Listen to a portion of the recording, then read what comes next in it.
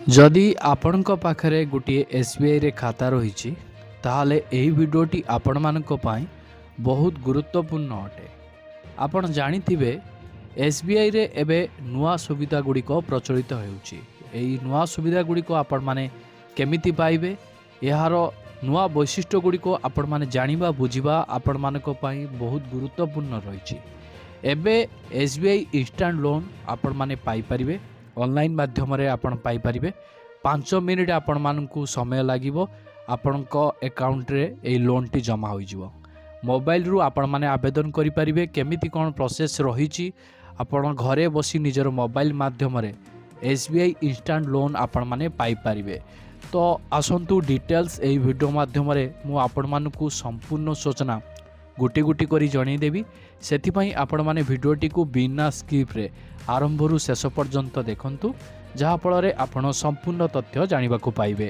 ता पूर्वरु आपण मानकु कहि रखिबी, चैनल ले जदि नुआ करी आपण वीडियोटी देखु थांती ताहाले वीडियो को लाइक करी चैनल को सब्सक्राइब करी पाखरे तिबा बेल आइकन को क्लिक कर दियंतु। कारण सरकार को तरफ जो सब नुआ सूचना गुड़िक आसीबो सेही सूचना गुड़िक आपण एही चैनल माध्यम ही आग जानिबा को पाइबे एवं सरकार को तरफ जो सब नुआ योजना गुड़िक आसीबो तार संपूर्ण सूचना आवेदन प्रक्रिया आपण जानिबा को पाइबे एही चैनल माध्यम।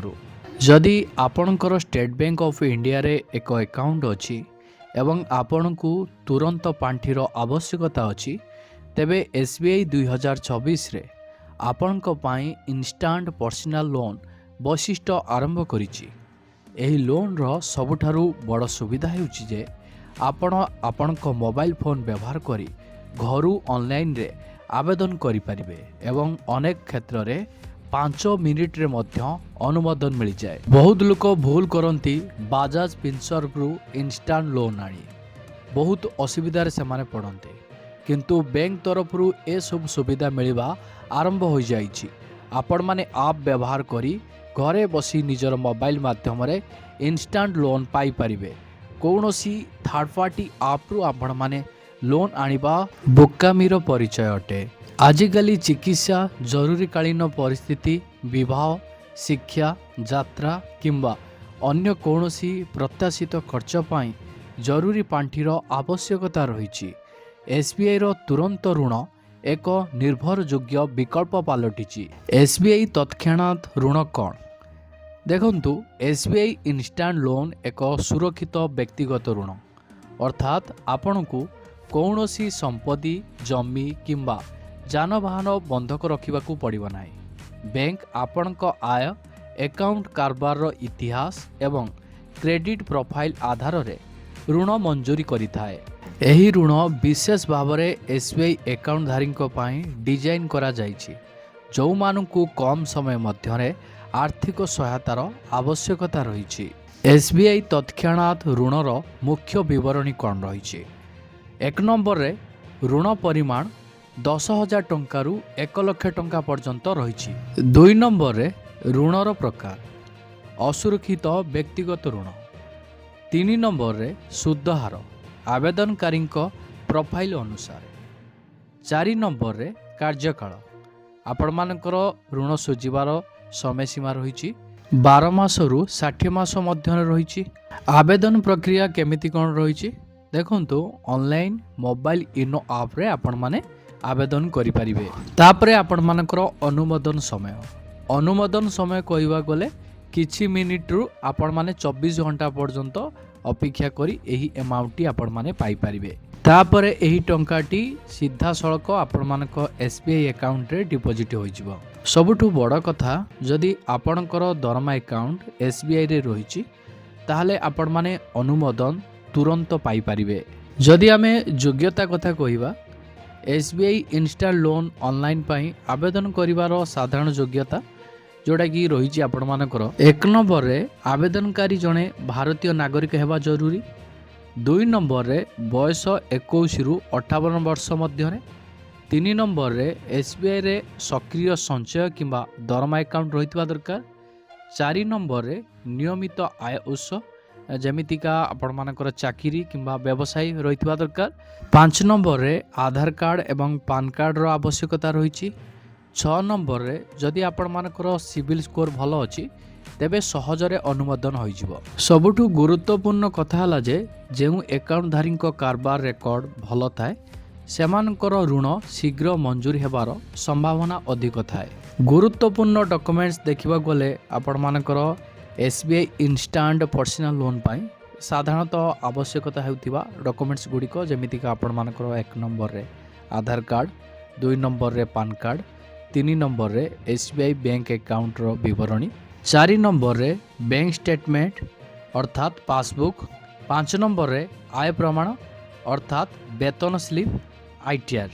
ସବୁଠୁ ବଡ଼ କଥା ହେଲା ପୂର୍ବରୁ ଅନୁମୋଦିତ ଋଣ କ୍ଷେତ୍ରରେ ବହୁତ କମ୍ କିମ୍ବା କୌଣସି ଡକୁମେଣ୍ଟସର ଆବଶ୍ୟକତା ନାହିଁ। ବର୍ତ୍ତମାନ ଆସନ୍ତୁ ଜାଣିବା SBI ଇନଷ୍ଟାଣ୍ଟ ଲୋନ୍ ଅନଲାଇନରେ ଆପଣମାନେ କେମିତି ଆବେଦନ କରିପାରିବେ, ଏହାର ପ୍ରକ୍ରିୟା କେମିତି କ'ଣ ରହିଛି। ତ ବହୁତ ସରଳ ପ୍ରକ୍ରିୟା ରହିଛି। ତ ପ୍ରଥମେ ତ ଆପଣମାନେ SBI ୟୁନୋ ଆପ୍ କିମ୍ବା ନେଟ୍ ବ୍ୟାଙ୍କିଂ ଆପଣମାନେ ଓପନ୍ କରନ୍ତୁ। 2 ନମ୍ବରରେ ଲଗ୍ଇନ୍ କରନ୍ତୁ। ପଞ୍ଜୀକୃତ ମୋବାଇଲ ନମ୍ବର କିମ୍ବା ୟୁଜର ID ସାହାଯ୍ୟରେ ଆପଣମାନେ ଲଗ୍ଇନ୍ କରିପାରିବେ। 3 ନମ୍ବରରେ ଋଣ ବିଭାଗ ଚୟନ କରନ୍ତୁ। ଯେମିତିକି ଆପଣମାନଙ୍କର ଡ୍ୟାସବୋର୍ଡ଼ରେ ଥିବ ଲୋନ୍ କିମ୍ବା ପର୍ସନାଲ ଲୋନ୍। ଏହି ଦୁଇଟି ବିକଳ୍ପ ମଧ୍ୟରୁ ଆପଣମାନେ ଗୋଟିଏ ଅପସନ୍କୁ ସିଲେକ୍ଟ କରିବେ। 4 ନମ୍ବରରେ ପୂର୍ବ ଅନୁମୋଦିତ ଅଫର ଆପଣମାନେ ଯାଞ୍ଚ କରିପାରିବେ। ଯେମିତିକା ଆପଣମାନଙ୍କ ପାଇଁ କୌଣସି ତୁରନ୍ତ ଋଣ ଅଫର ଉପଲବ୍ଧ ଅଛି କି ନାହିଁ, ତେବେ ଯାହା ସ୍କ୍ରିନ୍ରେ ଆପଣମାନଙ୍କୁ ଦେଖାଯିବ। 5 ନମ୍ବରରେ ଋଣ ପରିମାଣ ଏବଂ ଅବଧି ଆପଣମାନଙ୍କୁ ସିଲେକ୍ଟ କରିବା ପାଇଁ ପଡ଼ିବ। ଯେମିତିକା ଆପଣମାନେ ଦେଖିବାକୁ ପାଉଥିବେ 10,000 ଟଙ୍କାରୁ 1 ଲକ୍ଷ ଟଙ୍କା ପର୍ଯ୍ୟନ୍ତ ଆପଣମାନଙ୍କର ଋଣ ପରିମାଣ ରହିଥିବ ଏବଂ ଏହାର ପରିଶୋଧ ମଧ୍ୟ ଆପଣମାନଙ୍କୁ ବାଛିବା ପାଇଁ ପଡ଼ିବ। ଆପଣ କେତେ ମାସ ଭିତରେ ସୁଝିବା ପାଇଁ ଚାହୁଁଛନ୍ତି, କେତେ ଟଙ୍କା ଆପଣମାନେ ନେବା ପାଇଁ ଚାହୁଁଛନ୍ତି, ସିଲେକ୍ଟ କଲା ପରେ ଆପଣମାନେ କେତେ ମାସ ମଧ୍ୟରେ ସୁଝିବେ ତାହାକୁ ମଧ୍ୟ ଆପଣଙ୍କୁ ସିଲେକ୍ଟ କରିବା ପାଇଁ ପଡ଼ିବ। 6 ନମ୍ବରରେ ଆଧାର EKYC ଏବଂ OTP ଆପଣମାନଙ୍କୁ ଯାଞ୍ଚ କରିବା ପାଇଁ ପଡ଼ିବ। ଆଧାର ଲିଙ୍କ ହୋଇଥିବା ମୋବାଇଲ ନମ୍ବରରେ OTP ଆସିବ। OTPଟିକୁ ଦେଇ ଆପଣମାନେ ଭେରିଫାଏ କରିନିଅନ୍ତୁ। 7 ନମ୍ବରରେ ଆପଣମାନଙ୍କର ଆବଶ୍ୟକତା ଡକୁମେଣ୍ଟସ୍ ଗୁଡ଼ିକୁ ଅପଲୋଡ଼ କରିବା ପାଇଁ ପଡ଼ିବ। ଯେଉଁ ଡକୁମେଣ୍ଟସ୍ ଗୁଡ଼ିକ ଆପଣମାନଙ୍କୁ ମାଗିଥିବ ସେହି ଅନୁସାରେ ଆପଣମାନେ ଡକୁମେଣ୍ଟସ୍ ଗୁଡ଼ିକକୁ ଅପଲୋଡ଼ କରିନେବେ। 8 ନମ୍ବରରେ ଆବେଦନ ଦାଖଲ କରନ୍ତୁ। ଆପଣ ଏହାକୁ ଦାଖଲ କରିବା ମାତ୍ରେ ଯାଞ୍ଚ ପ୍ରକ୍ରିୟା ଆରମ୍ଭ ହୋଇଯିବ। 9 ନମ୍ବରରେ ଅନୁମୋଦନ ଏବଂ ବଣ୍ଟନ। ଅନୁମୋଦନ ପରେ ଋଣ ରାଶି ସିଧାସଳଖ ଆପଣଙ୍କ SBI ବ୍ୟାଙ୍କ ଆକାଉଣ୍ଟରେ ଜମା ହୋଇଯିବ।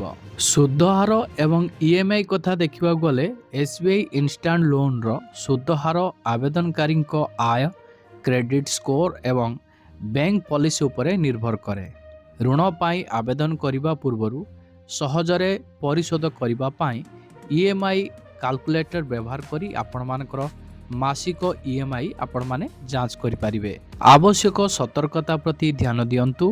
ଯେମିତିକା 1 ନମ୍ବରରେ କେବଳ SBIର ଅଫିସିଆଲି ୟୁନୋ ଆପ୍ କିମ୍ବା ୱେବସାଇଟ୍ ମାଧ୍ୟମରେ ଆବେଦନ କରନ୍ତୁ। 2 ନମ୍ବରରେ କୌଣସି ଏଜେଣ୍ଟ କିମ୍ବା ତୃତୀୟ ପକ୍ଷକୁ ଆଗୁଆ ଫି ଦିଅନ୍ତୁ ନାହିଁ। 3 ନମ୍ବରରେ ନକଲି କଲ୍ ଏବଂ ବାର୍ତ୍ତା ପ୍ରତି ସାବଧାନ ରୁହନ୍ତୁ। 4 ନମ୍ବରରେ ଋଣ ନିୟମ ଏବଂ ସର୍ତ୍ତାବଳୀକୁ ଭଲ ଭାବରେ ପଢ଼ନ୍ତୁ। 5 ନମ୍ବରରେ ଆପଣମାନଙ୍କର ସିବିଲ୍ ସ୍କୋରକୁ କ୍ଷତି ନ ପହଞ୍ଚାଇବା ପାଇଁ ଆପଣମାନେ ସମୟ ମଧ୍ୟରେ EMI ପୈଠ କରନ୍ତୁ।